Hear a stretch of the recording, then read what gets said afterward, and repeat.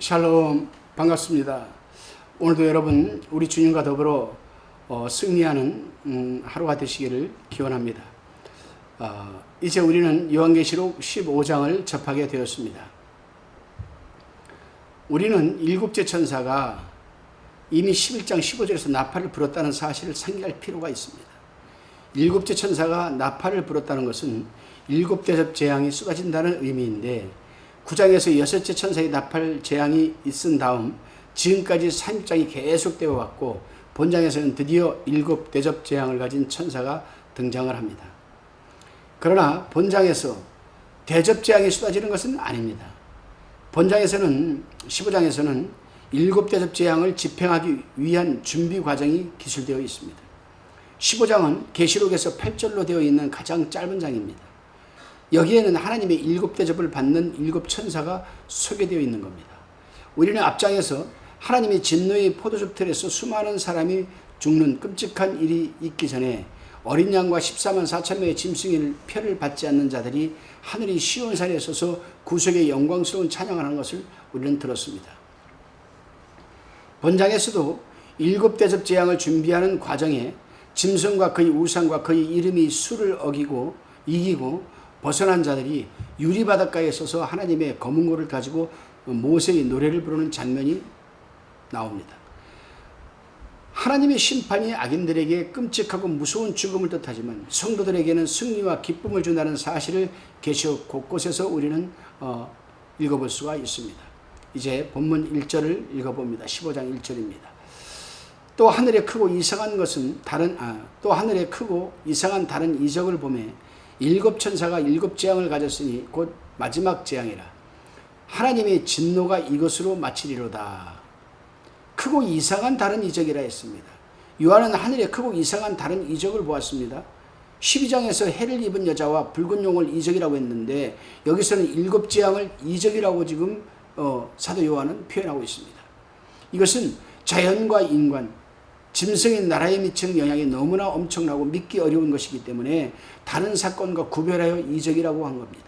그 이적 중에서도 가장 무서운 것이면 무섭고 믿어지지 않을 정도로 기이하다고 해서 크고 이상한 다른 이적이라고 표현을 한 겁니다. 그 이적의 내용은 16장에서 구체적으로 언급되어 있습니다. 심한 악취로부터 종기로 인한 그 살이 허는 것, 물이 피가 되는 재앙, 불로 사람을 태우는 것, 대지각 변동을 일으켜 지구의 형태를 변화시키는 대지진 등 엄청나게 파괴적인 성격을 띤 그런 재앙들로 되어 있습니다. 일곱 재앙을 가진 천사라 했습니다. 이 재앙은 6장 17절에서 하나님이 진노란 말에서 암시되었고 9장 12절에서는 다섯째 나팔 재앙인 첫째 화가 언급되면서 11장 14절에서 여섯째 나팔 재앙인 둘째 화가 지나가고 일곱째 나팔 재앙으로 인해 이어지는 일곱 대접 재앙이 이 셋째 화임을 시사하는 겁니다. 그러나 셋째 화인 대접 재앙은 잠시 보류되고 본제를 벗어나서 여러분 12장에서 해를 입은 여자와 용이 싸우는 장면이 묘사되고 13장에서는 바다에서 올라온 짐승 적그리스도와 땅에서 올라온 짐승 거짓 선자에 대한 것, 그리고 14장에서 짐승 정부인 바벨론의 멸망에 대한 부분이 삼입기술로 되어 있습니다. 삼입으로 본장에 와서야 일곱인 일곱 나팔 재앙에 이은 일곱 대접 재앙이라는 본제로 여러분 돌아온 겁니다. 마지막 재앙이라고 했습니다. 일곱째 천사가 일곱 재앙을 가졌는데 이것을 마지막 재앙이라고 하였습니다. 이 일곱 재앙은 셋째 화로서 하나님의 진노의 완성이라는 점에서 마지막 재앙입니다. 이 재앙을 통해서 하나님의 진노가 모두 쏟아 부어지는 겁니다, 여러분. 그래서 킹 제임스 역은 하나님의 진노가 이것으로 마친다는 말을 했는데 그것을 갖다가 이것들 안에 하나님의 진노가 가득 왔다라고 번역을 했습니다. 킹 제임스 성경은. 문자적으로는 이 말이 끝나다, 마치다, 완성되다 뭐 그런 뜻입니다. 하나님의 진노가 다 왔기 때문에 이것이 마지막 재앙이며 이것으로 하나님의 진노는 마치게 됩니다. 이 재앙이 끝나면 사단의 멸망과 열국 심판이 있고 지복 천년의 신정 왕국이 여러분 시작이 되는 겁니다. 15장 2절입니다. 또 내가 보니 불이 섞인 유리바다 같은 것이 있고 짐승과 그의 우상과 그의 이름의 수를 이기고 벗어난 자들이 유리바닷가에 서서 하나님의 검은고를 가지고 아멘. 불이 섞인 유리바다 같은 거. 요한이 보니까요. 불이 섞인 유리바다 같은 것이 있고 짐승과 그의 우상과 그의 이름이 수를 이기고 벗어난 자들이 유리바닷가에 있어서 하나님이 검은 고를 가지고 어린 양을 노래로 찬양하는 모습이 여러분 보였습니다.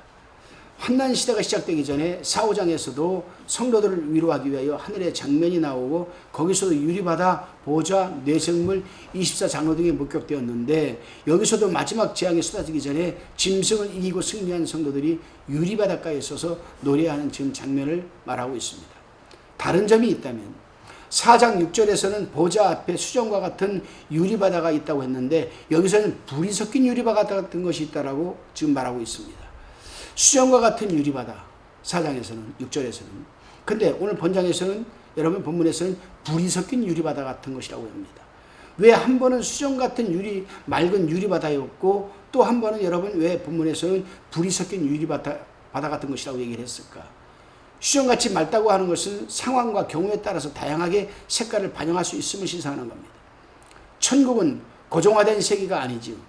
다양하고 다채롭고 얼마든지 주위 환경을 수시로 바꿀 수 있는 신비 영역임을 우리가 잊어서는 안 됩니다. 불은 성도들을 시련하는 도구이고 그들을 정금같이 깨끗하게 한다는 의미도 내포되어 있습니다.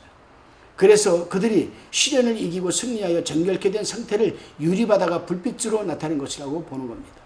요한은 불이 섞인 유리바다 같은 것이라고 했지 실제로 불타는 유리바다라고 하지 않았음을 우리는 염두에 두어야 됩니다.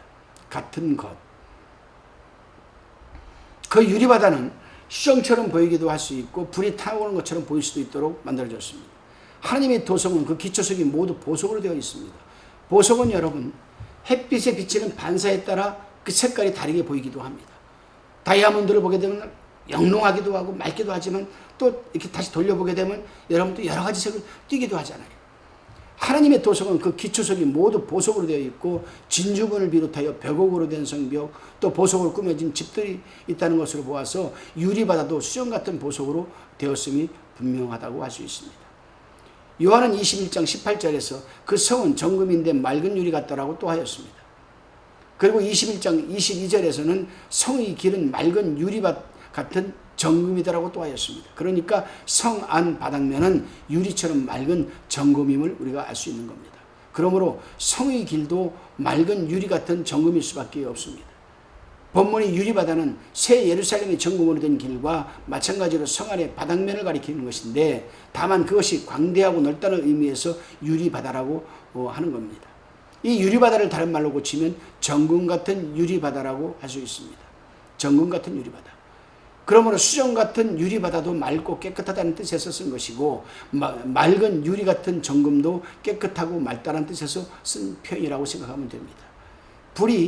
이 불이 섞인 바다 유리처럼 보였다는 것은 그것이 유리처럼 맑은 정금이기 때문에 성도들의 감정과 영적 상태에 따라서 다양한 색깔을 반영할 수 있는 신비의 여러 그런 보석임을 암시한 것이고 불이 섞인 것처럼 보이는 것은 그들이 불같은 시험을 통과하여 하늘에 오른 기쁨과 감격이 자연스러운 표현임을 나타내는 것이라 생각해 봅니다. 짐승과 그의 우상과 그의 이름의 수를 이기고 벗어난 자들이라 했습니다. 지금은 7대접 재앙이 쏟아지기 직전입니다.